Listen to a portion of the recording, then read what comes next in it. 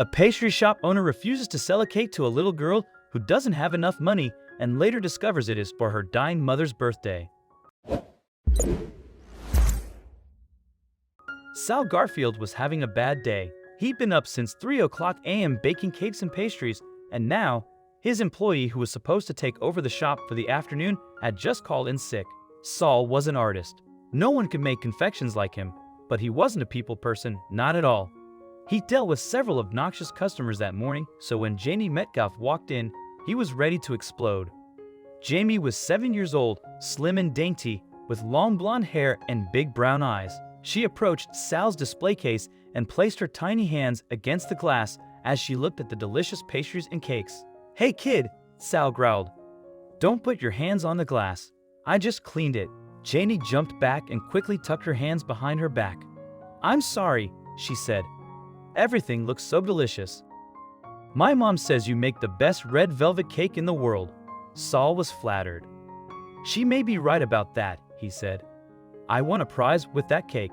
"I wanted to buy a cake," Janie said and stuck out her hand. There was a little pile of coins on her palm that didn't come to more than a few dollars. "Where did you get that, kid?" Sal asked. "Did you bust open your piggy bank?" "Yes," Janie said shyly. "I did. I want to buy a cake, a big red velvet cake." "A red velvet cake?" asked Sal. "I hope you have more than those $3 or $4, kid. That cake costs $70. $70? Asked Janie. "But I don't have any more money. Could I buy just a slice?" "Kid," Saul sneered, "you can't even afford a slice." Janie was almost in tears. "Please, what about that cupcake?"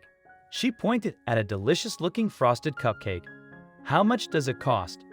"That is a $6 cupcake, kid," Saul said. "Honestly, you can't afford a cracker in my shop."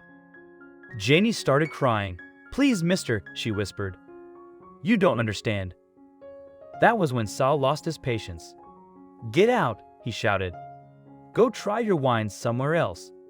Janie turned away and ran out of the door. Saul watched as she sat on the curb outside the store and cried desperately. A few minutes later, an elderly lady walked past, and she stopped.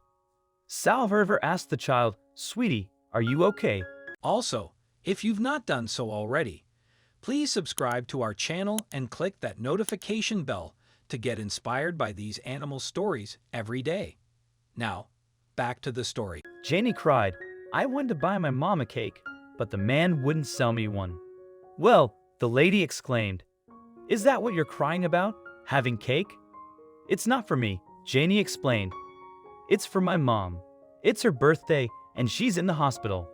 This is her favorite pastry shop, and she loves the red velvet cake." "Oh dear," the lady said. "Poor lady. What's wrong with her?" "She's got cancer," Janie said. "Dad said she's not going to come home. That's why I want to get her the cake." "I'm so sorry," the lady said.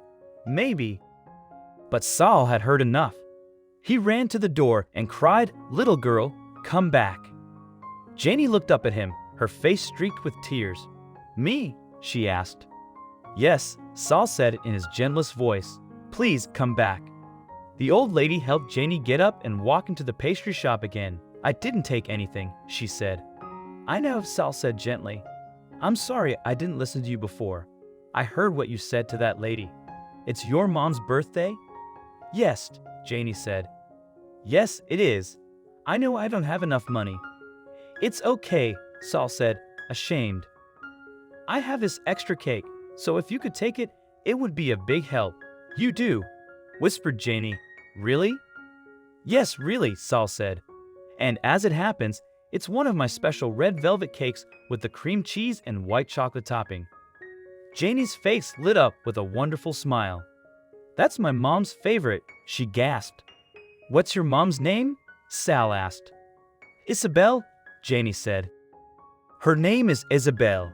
Isn't that pretty?" "It's very pretty," Sal said. "You wait here a second. I will be right back." Sal went back into the kitchen and carefully wrote on a delicious red velvet cake, "Happy birthday, Isabel."